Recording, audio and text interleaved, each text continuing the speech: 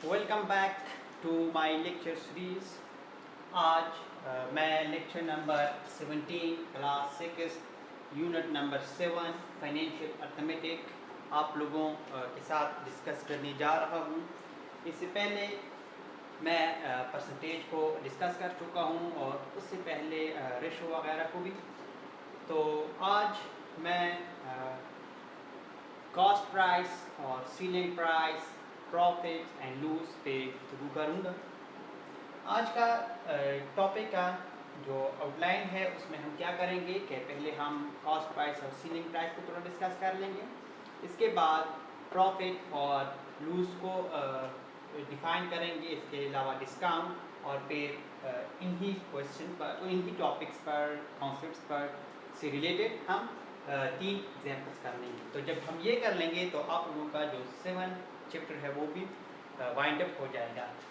तो सबसे पहले मैं कॉस्ट प्राइस और सीलिंग प्राइस आप लोगों को समझाऊं कि ये क्या होते हैं। जब आप लोग मार्केट में जाते हैं और वहाँ से एक चीज़ खरीदते हैं, आप लोग एक फॉर एग्जांपल आप लोगों में से कोई एक दुकानदार है, जब वो एक दूसरी बाज़ार में जाता है या जहाँ से वो अपनी दुकान के लिए सौदा लाता है, जब वहाँ से वो कुछ चीज़ ख़रीदता है, फॉर एग्ज़ाम्पल अब जूते हैं, अब वो वहाँ से जब जूते ख़रीद कर अपनी दुकान में लाते हैं, यानी वहाँ से जो ख़रीदे उनको हम कहते हैं कॉस्ट प्राइस, यानी ख़रीदने वाली कीमत को हम कॉस्ट प्राइस कहते हैं और उनको जनरली CP से हम डिनोट करते हैं। और फिर जब वो दुकानदार वो जूते किसी एक कस्टमर को फ़रोख्त करता है, तो अब इस फ़रोख्त को हम कहते हैं सीलिंग प्राइस और इसको हम SP से ज़ाहिर करते हैं, कॉस्ट प्राइस और सीलिंग प्राइस। अब जब दुकानदार एक वो जूतों को फ़रोख्त करेगा तो यहाँ पर फिर 2 चीज़ें बहुत काबिल गौर होती है कि दुकानदार ने इन जूतों में फ़ायदा क्या कि नुकसान क्या। अगर फ़ायदा क्या तो उनको हम फिर प्रॉफिट कहेंगे और अगर नुकसान क्या तो फिर वहाँ उनको हम लूज़ कहेंगे। प्रॉफिट किस हालत में होती है? प्रॉफिट उस हालत में होती है जब उसने एक चीज़ को जिस रेट पर ख़रीदा हो उससे महंगा, यानी उससे ज़्यादा कीमत पर फ़रोख्त कर ले, तो इसको हम प्रॉफिट कहते हैं। मतलब ये कि अगर सेलिंग प्राइस कॉस्ट प्राइस से ज़्यादा हो तो उसको प्रॉफिट कहा जाता है, और अगर उसकी सीलिंग प्राइस यानी जिस पे फ़रोख्त किया वो कॉस्ट प्राइस यानी जिससे पर ख़रीदा था उससे कम आ जाए तो उस हालत को हम फिर लूज़ कहते हैं। यानी क्या हो कि एक अगर वो जूते जो दुकानदार ने ख़रीदे थे, यानी फॉर एग्जांपल उन्होंने वो 500 में ख़रीदी थी, अगर अब 550 में वो फ़रोख्त हो गई तो मतलब उसने प्रॉफिट किया, यानी फ़ायदे में रहे, और अगर 450 में फ़रोख्त हुई तो फिर उसने नुकसान का यानी लूज़ में रही। तो फिर हम प्रॉफिट को किस तरह से मालूम करेंगे कि कितना प्रॉफिट हो गया है। तो अब अगर दुकानदार ने 500 में वो जूते ख़रीदे और 550 में फ़रोख्त किए तो 50 रुपये का हम ऐसे अंदाज़ा भी लगा सकते हैं कि 50 रुपये का जो है वो फ़ायदा हो चुका है। और इसके मालूम करने का जो प्रोसेस है वो ये है कि जिस पे फ़रोख्त हुई हैं उस कीमत से जो उन्होंने पहले जिस पे ख़रीदी थी ये माइनस कर लो, इससे जो आ जाएगा वो आपका प्रॉफिट आ जाएगा। यानी मतलब sale price minus cost price कर लो, यहाँ से तुम्हारा जो है वो प्रॉफिट आ जाएगा। और लूज़ के लिए कॉस्ट प्राइस से सीलिंग प्राइस को माइनस कीजिए तो फिर आप लोगों के साथ पास लूज़ आ जाएगा। इसके अलावा एक और टर्म है डिस्काउंट। डिस्काउंट आप लोग अपनी डेली लाइफ में सुनते आए हैं और अगर नहीं सुने हैं तो सुनेंगे। जब आप एक दुकानदार के पास जाते हैं तो आपको वो एक प्राइस बताता है। फॉर एग्जाम्पल वही जूतों की मिसाल फिर लेता हूँ कि अब दुकानदार ने बता दिया कि इन जूतों की जो प्राइस है वो है 600, यानी 600 रुपये में मैं इसको फ़रोख्त कर लूँगा। अब आप अगर एजुकेटेड बंदा है तो आप फ़ौरन कहेंगे कि डिस्काउंट कितना होगा इसमें। डिस्काउंट का मतलब ये कि जो मार्केट प्राइस है इनसे आप मुझे ये कितने कम में फ़रोख्त कर लेंगे।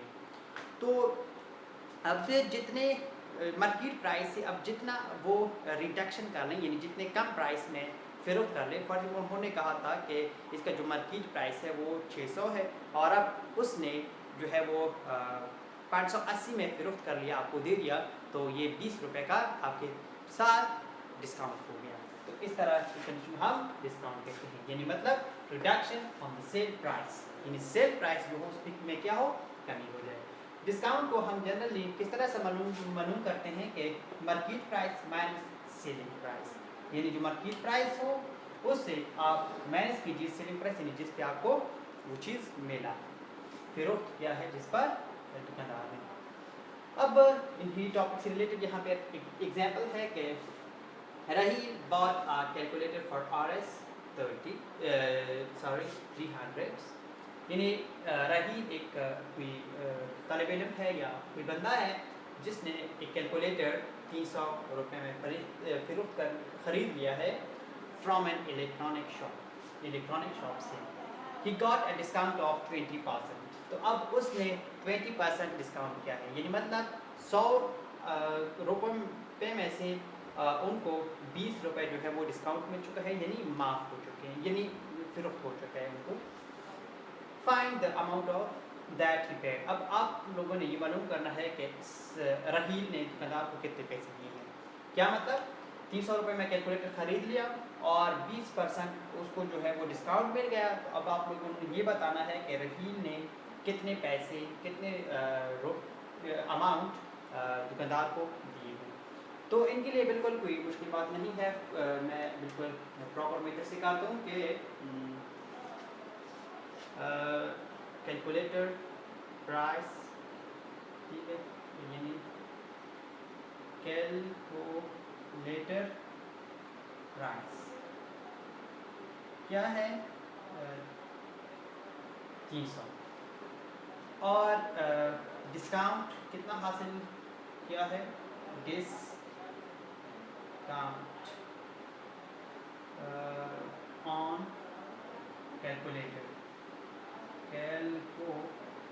यानी कैलकुलेटर पर कितना डिस्काउंट आ चुका है, वो आ चुका है 20% ऑफ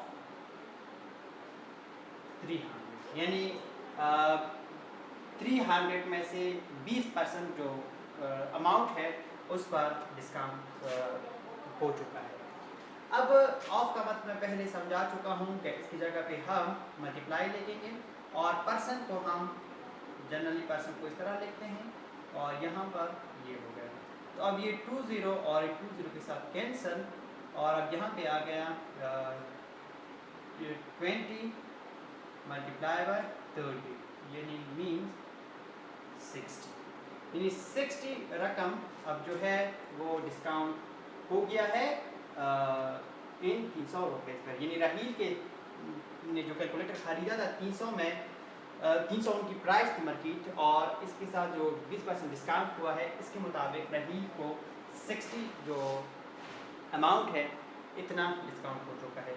तो अब जैसा कि पहले गिवन है कि जो टोटल रकम है वो कितनी थी, मार्केट प्राइस थी वो थी 300 और अब जो राहील ने जिस प्राइस में ख़रीदा है वो 60 उनके पास जो है वो क्या हो चुका है, डिस्काउंट हो चुका है, यानी ये मार्केट प्राइस वो जो डिस्काउंट का फार्मूला है यहाँ पे ये उसको हमने यूज़ किया है, डिस्काउंट का फार्मूला वो वाला कि मार्केट प्राइस, ये वाला market price 300 minus selling price 60, selling price तो खैर ये नहीं है, ये बल्कि जो रकम उससे कम ली गई है वो है और इसके आ जाएगा 240, यानी मतलब अब जो राहील है उसने 300 रुपये की बजाय दुकानदार को 240 रुपये दी हैं। मैं सांस से देखता हूँ कि सही है कि नहीं, तो ये है 7.3 लास्ट एक्सरसाइज और 240 सही है, बिल्कुल सही। हाँ, इसके बाद हम आ जाते हैं, अगर हमने प्रॉफिट और लूज़ की परसेंटेज मालूम करनी है तो वो किस तरह से हम मालूम कर सकते हैं। तो अगर हमने परसेंटेज प्रॉफिट की मालूम करनी है, हमने ये फार्मूला यूज़ करना होगा वहाँ पे कि profit divided by cost price multiply by 100% और लूज़ प्राइस को हमने लूज़ परसेंट को हमने loss divided by cost price multiply by 100%। इन दो फार्मूलों से हमने इनको परसेंटेज मालूम करनी है। यानी अगर हमसे कहीं भी पूछे कि आप बताइए कितना परसेंटेज इनको प्रॉफिट हुआ है, कितनी परसेंटेज लूज हुई है, तो फिर वहाँ पर हम ये फार्मूले यूज़ करेंगे। लेकिन इससे पहले हम यहाँ पे लूज और प्रॉफिट पे यहाँ पे एक एग्जांपल है, इसको देखते हैं कि यहाँ पे क्या कहा जा रहा है। वीडियो थोड़ी जो है वो लंबी हो जाती है, लेकिन समझाना ज़रूरी भी है। अगर नहीं समझा पाते हो सही तरह से तो फिर कोई फ़ायदा नहीं करेगा, शॉर्ट चाहे वीडियो शॉर्ट ही रहे या लंबी। तो अब यहाँ पर क्वेश्चन नंबर एग्जांपल नंबर 2 की सलूशन है। यहाँ पे कहा जा रहा है कि Ali bought a used computer for RS 5000, यानी computer price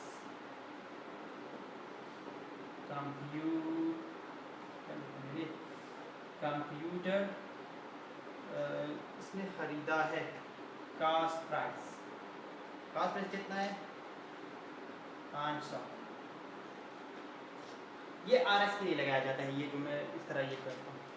and spend RS 500, यानी ऑन द रिपेयरिंग, यानी रिपेयर पे जो उसने जो खर्चा किया है वो है 500। ये 1000 है पहले। 5000 कंप्यूटर की कॉस्ट प्राइस है और उसकी रिपेयर पर जो है वो इसने खर्चा किया है 500। यानी अब ये जो टोटल कितने बन गए? 5000 प्लस 500, तो यहाँ पर 5500 रुपये ये बन गई।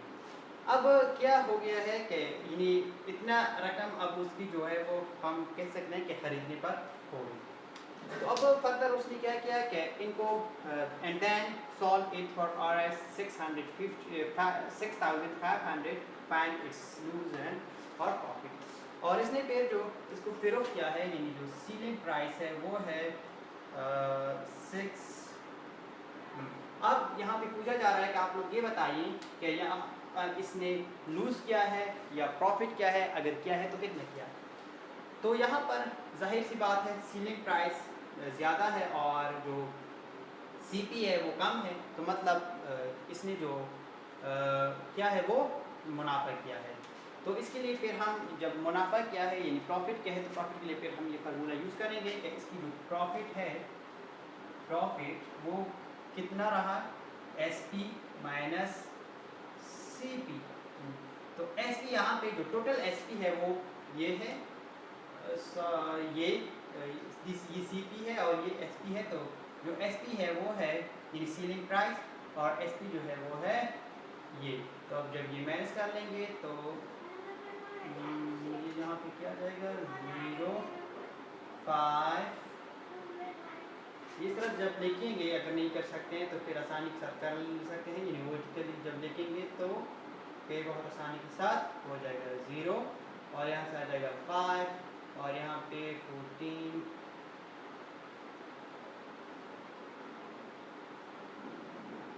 सही।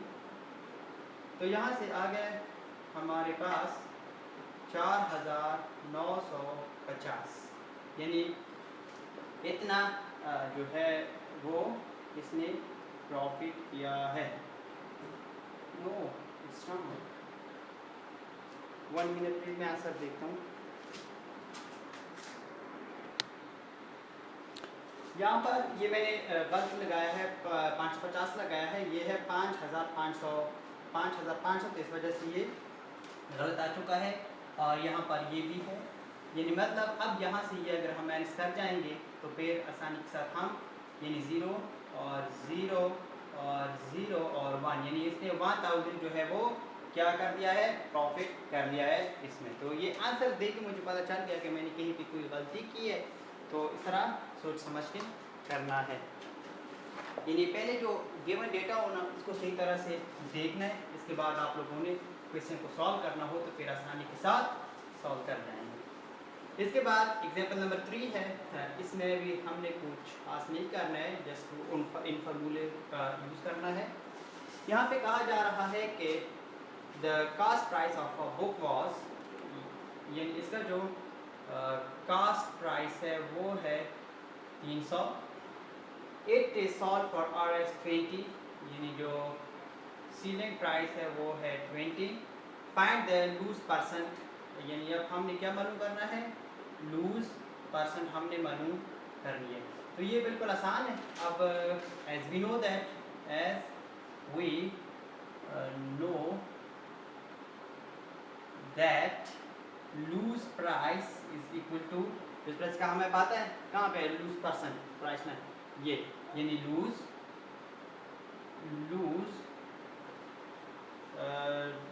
Divided by cost price multiply by 100%।